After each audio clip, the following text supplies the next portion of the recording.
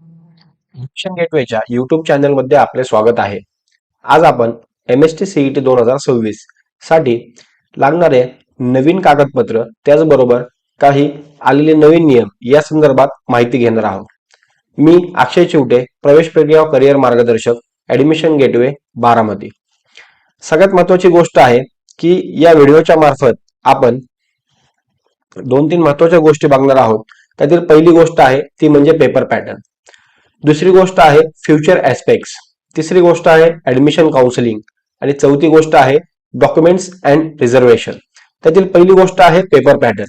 तर याच वर्षी जाहीर झालेल्या नवीन गोष्टीनुसार, नवीन नियमानुसार या वर्षीपासून MST CET, PCM आणि PCB ची एक्झाम वर्षातून 2 वेळेस होणार आहे. या अगोदर ही परीक्षा फक्त एक वेळेस घेतली जात होते. म्हणजेच शैक्षणिक वर्ष 2025-26 मध्ये ही परीक्षा वर्षातून 2दा घेतली जाईल.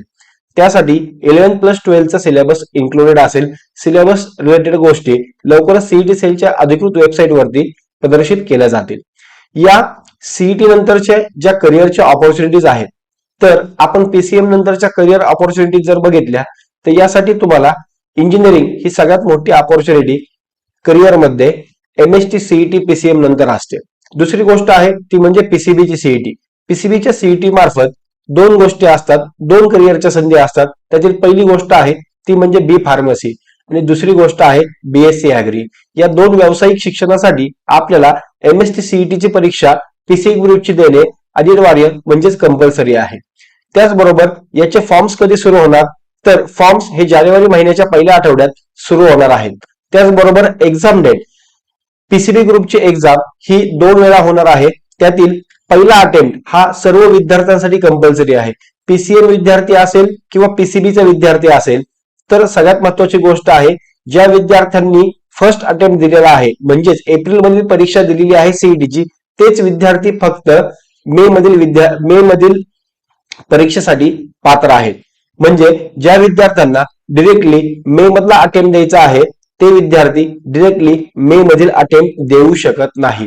शासनाच्या नियमानुसार सीईटी सेलने जाहीर केलेल्या सूचनेनुसार MST CET चा पहिला अटेम्प्ट हा सर्व विद्यार्थ्यांसाठी कंपल्सरी आहे. त्याचबरोबर दुसरा अटेम्प्ट हा ऑप्शनल आहे. तो प्रत्येक विद्यार्थी आपल्या निर्णयानुसार, आपल्या मार्क्सनुसार घेऊ शकतो. दुसरी महत्वाची गोष्ट आहे PCB ची जी एक्झामची डेट आहे ती 21 एप्रिल ते 26 एप्रिल आणि दुसऱ्या अटेम्प्टची आहे 10 मे ते 11 मे 2026. त्याचबरोबर PCM ग्रुपची पहिल्या सेशनची डेट आहे 11 एप्रिल ते 19 एप्रिल 2026 आणि दुसऱ्या सेशनची डेट आहे 14 मे ते 17 मे 2026.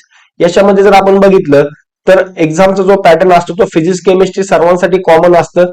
50 मार्कांचा हा विषय असतो फिजिक्स, 50 मार्कांना केमिस्ट्री, 50 क्वेश्चन्स असतात आणि 1 मार्कांना प्रत्येक क्वेश्चन त्या ठिकाणी दिलेला असतो. त्याचबरोबर बायोलॉजी मध्ये 100 क्वेश्चन्स असतात जे बॉटनी आणि झुलॉजी मध्ये डिवाइड झालेले असतात. 100 मार्कांना 100 प्रश्न, अशा पद्धतीने 200 मार्काचा PCB असतो. त्याचबरोबर मॅथमॅटिक्स मध्ये 50 क्वेश्चन्स असतात. Each question having 2 mark. प्रत्येक प्रश्नाला 2 मार्क असतात आणि 100 मार्कांचं मॅथमॅटिक्स असतं. अशा पद्धतीने फिजिक्स केमिस्ट्री हा कॉमन सब्जेक्ट आहे दोन्ही सीईटी साठी, PCM साठी सुद्धा आणि PCB साठी सुद्धा. त्यातील फिजिक्स आणि केमिस्ट्री 50-50 क्वेश्चन्स असतात. 100 मार्कांना हे दोन्ही सब्जेक्ट असतात आणि मॅथमॅटिक्स आणि बायोलॉजी हे 100-100 मार्कांना असतात. पुढची गोष्ट आहे की इंजिनिअरिंगच्या कॉलेजचे टाईप कोणते. त्यातील सगळ्यात महत्वाची गोष्ट की MST CET मार्फत PCM ग्रुपच्या विद्यार्थ्यांना भविष्यातील संधीमध्ये हे 3 ऑप्शन्स असतात: फार्मसी, BSc ॲग्री आणि त्याचबरोबर इंजिनिअरिंग कॉलेजचे टाईप.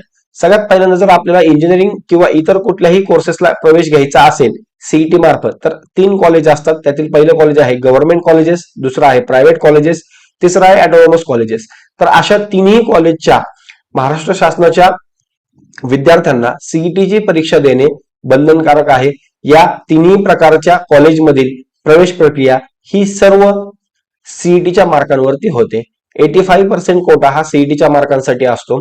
त्यातील काही टॉप कॉलेजेस जसं की COEP असेल, VGTI असेल, वालचंद असेल, असे जे काही कॉलेजेस आहेत या कॉलेजची संपूर्ण ऍडमिशन प्रोसेस ही सीईटीच्या PCM मार्कांवरती अवलंबून असते. म्हणजेच यात सविस्तर जर सांगायचं झालं तर महाराष्ट्रात एकूण 265 पेक्षा जास्त इंजिनिअरिंग कॉलेजेस आहेत. ते प्रत्येक कॉलेज हे या 3 टाईप मध्ये डिवाइड झालेलं आहे. काही गव्हर्नमेंट कॉलेजेस आहेत, काही प्रायव्हेट कॉलेजेस आहेत, काही ऑटोनॉमस कॉलेजेस आहेत. त्या 265 पेक्षा जास्त कॉलेजेसमध्ये 1,51,000 पेक्षा जास्त सीट्स आहेत. त्या सर्व सीट्स त्यातील 85% सीट्स या सीईटीच्या मार्फत भरल्या जातात. त्यामुळे सीईटीची परीक्षा आपण देणे गरजेचे आहे. त्यानंतर सर्वात महत्वाची गोष्ट या व्हिडिओच्या माध्यमातून मला आपल्याला द्यायची आहे ती म्हणजे 22 डिसेंबर 2025 ला सीईटी सेलने एक नोटीस इश्यू केली होती. त्या नोटीस नुसार जर आपण बघितलं तर त्यामध्ये 2 गोष्टी सगळ्यात महत्वाच्या सांगण्यात आलेल्या आहेत. एक म्हणजे आपले आधार कार्ड विषयीची सूचना. तर candidate must verify and update the following details in their Aadhaar wherever required. ज्या ज्या ठिकाणी गरजेचं आहे त्या त्या ठिकाणी आपल्या विद्यार्थ्याने आपले आधार कार्ड अपडेट करणं गरजेचं आहे. त्यातील पहिली गोष्ट आहे ती म्हणजे आपले नाव. आपल्या नावाची स्पेलिंग ही आधार कार्ड वरती त्याचबरोबर आपल्या 10वीच्या मार्कशीट वरती स्पेलिंग सेम असणं गरजेचं आहे. त्याचा क्रम पुढे मागे असेल तरी काही अडचण नाही. परत एकदा सांगतो, आधार कार्ड वरती आपल्या नावाचे स्पेलिंग हे 10च्या मार्कशीट नुसार असणं गरजेचं आहे. 10चं मार्कशीट आणि आधार कार्ड वरची स्पेलिंग हे आपल्या नावातील सेम असणं गरजेचं आहे. त्याचा क्रम पुढे मागे असेल तरीही चालू शकतं. भरपूर विद्यार्थ्यांचे 10वीचे शिक्षण हे स्टेट बोर्ड मधून झालेले असेल. स्टेट बोर्डच्या विद्यार्थ्यांना त्यांच्या मार्कशीट वरती अगोदर सरनेम असते, त्यानंतर स्टुडंट नेम म्हणजेच फर्स्ट नेम आणि त्यानंतर मिडल नेम असते. म्हणजेच अगोदर आडनाव, नंतर विद्यार्थ्याचे नाव आणि नंतर विद्यार्थ्यांच्या वडिलांचे नाव असा क्रम असतो. तो क्रम कसाही असेल तरीही चालेल, पण नाव म्हणजेच त्याची स्पेलिंग ही सेम असणं गरजेचं आहे. दुसरी गोष्ट त्यांनी स्पेसिफिकली मेन्शन केलेली आहे date of birth. Date of birth आपल्या आधार कार्ड वरती ही आपल्या 10वीच्या बोर्ड सर्टिफिकेट नुसार असणं गरजेचं आहे. तिसरी गोष्ट आपल्या आधार कार्ड वरती आपला फोटो, आपलं बायोमेट्रिक अपडेट असणं गरजेचं आहे. त्याचबरोबर आपला ऍड्रेस हाही अपडेट असणं गरजेचं आहे. आणि वडिलांचे नाव आणि मोबाईल नंबर हा आधार कार्डला लिंक असणं गरजेचं आहे. मोबाईल नंबर भरपूर विद्यार्थ्यांचा लिंक नसतो किंवा लिंक असलेला मोबाईल नंबर बंद असतो. किंवा सर्वात महत्वाची गोष्ट या ठिकाणी मी आधार कार्डच्या बाबतीत सांगू इच्छितो की भरपूर विद्यार्थ्यांनी वय वर्ष 15 नंतर जे मॅन्डेटरी बायोमेट्रिक अपडेट असतात ते केलेले नसतात. म्हणजेच त्यांचे आधार कार्ड हे डिऍक्टिव्हेट झालेले असते. तरी ज्या विद्यार्थ्यांनी आधार कार्ड काढल्यापासून किंवा वय वर्ष 15 पूर्ण झाल्यानंतर आपले आधार कार्ड अपडेट केलेले नाही त्या विद्यार्थ्यांनी लवकरात लवकर आपले आधार कार्ड अपडेट करावे. दुसरी महत्वाची गोष्ट या नोटीस मध्ये त्यांनी म्हणलेली आहे ती म्हणजे automated permanent academic account registry. त्यालाच अपार आयडी असं म्हटलं जातं. अपार आयडी हा डिजी लॉकरच्या वेबसाईट वरती आपल्याला मिळून जातो. त्यासाठी विद्यार्थ्याचे आधार कार्ड हे अपडेट असणं गरजेचं आहे. आधार कार्ड जर अपडेट असेल तर आधार कार्डला रजिस्टर असलेल्या मोबाईल नंबरवरती एक ओटीपी येतो आणि त्या ओटीपीच्या मार्फत आपण डिजी लॉकरच्या वेबसाईट वरती किंवा गुगल वरती अपार आयडीच्या वेबसाईट वरती जाऊन आपण त्याची अपार आयडी काढू शकतो. अपार आयडी हा एक युनिक आयडी आहे जो थ्रू आउट त्याच्या एज्युकेशन मध्ये एक युनिक आयडेंटिटी म्हणून वापरला जाणार आहे. तर अशा पद्धतीने ह्या 2 महत्वाच्या गोष्टी आहेत. एक म्हणजे आपले आधार कार्ड अपडेट असणं गरजेचं आहे. दुसरा म्हणजे आपल्याकडे अपार आयडी असणं गरजेचं आहे. या 2 गोष्टी खूप महत्वाच्या आहेत. या 2 गोष्टी नसेल तर कदाचित सीईटीचा फॉर्म भरणं त्या विद्यार्थ्याला शक्य होणार नाही. तरी त्या विद्यार्थ्यांनी अपार आयडी आणि युआयडी म्हणजेच आधार कार्ड ह्या 2 गोष्टी अपडेट करणं गरजेचं आहे. अपार आयडी तुम्ही काढून घेणं गरजेचं आहे. आधार कार्ड तुम्ही अपडेट करून घेणं गरजेचं आहे. त्याचबरोबर जे विद्यार्थी पीडब्ल्यूडी म्हणजेच फिजिकली डिसेबल आहेत त्यांच्यासाठी जे काही युनिक कार्ड मिळतं ते युनिक कार्ड अपडेट असणं गरजेचं आहे. आणि त्या संदर्भात सर्व त्या पीडब्ल्यूडीच्या आयडेंटिटी कार्ड वरती आपलं युनिक डिसेबिलिटी आयडी कार्ड असतं, UDID कार्ड, ते आपलं अपडेट असणं गरजेचं आहे. तर ह्या सर्व गोष्टी आहेत. त्यानुसार रिक्वायर्ड डॉक्युमेंट्स काय आहेत आपल्याला परीक्षेचा फॉर्म भरण्यासाठी. सगळ्यात पहिली गोष्ट आहे आपलं 10वीचं मार्कशीट. आपलं 10वीचं मार्कशीट त्याचबरोबर आपलं 10वीचं बोर्ड सर्टिफिकेट. कारण मार्कशीट वरती आपल्या डेट ऑफ बर्थ नसते त्यासाठी 10वीचं बोर्ड सर्टिफिकेट हे रिक्वायर आहे. दुसरी गोष्ट आपला अपडेटेड आधार कार्ड. तिसरी महत्वाची गोष्ट अपार आयडी. ज्या विद्यार्थ्यांचा अपार आयडी नाही त्या विद्यार्थ्यांनी डिजी लॉकर वरती जाऊन आपला अपार आयडी काढून घेऊ शकता. चौथी महत्वाची गोष्ट आहे ती म्हणजे आपली सिग्नेचर. पाचवी महत्वाची गोष्ट आहे पासपोर्ट साईज फोटो. फॉर्म भरताना घ्यायची काळजी सगळ्यात महत्वाची की फोटो आणि सिग्नेचर क्लिअर अपलोड करा.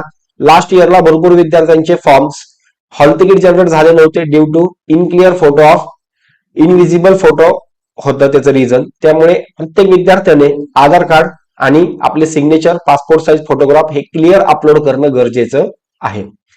डॉक्युमेंट्स इफ ऍप्लिकेबल याच्यामध्ये जर आपण बघितलं तर दोनच डॉक्युमेंट्स इफ ऍप्लिकेबल. एक म्हणजे कास्ट सर्टिफिकेट. जेव्हा आपण फॉर्म फिल करणार तेव्हा आपल्याला आपल्या कॅटेगरीनुसार आपलं कास्ट सर्टिफिकेट असणं गरजेचं आहे. दुसरी महत्वाची गोष्ट, जे विद्यार्थी ईडब्ल्यूएस मध्ये मोडतात त्यांचं ईडब्ल्यूएस सर्टिफिकेट असणं गरजेचं आहे. तर अधिक माहितीसाठी आमच्या ऍडमिशन गेटवे या युट्यूब चॅनलला सबस्क्राईब करा व असेच नवीन नवीन व 12वी नंतर होणाऱ्या संपूर्ण प्रवेश प्रक्रिये रिलेटेड माहिती घेण्यासाठी चॅनलला सबस्क्राईब करा. धन्यवाद.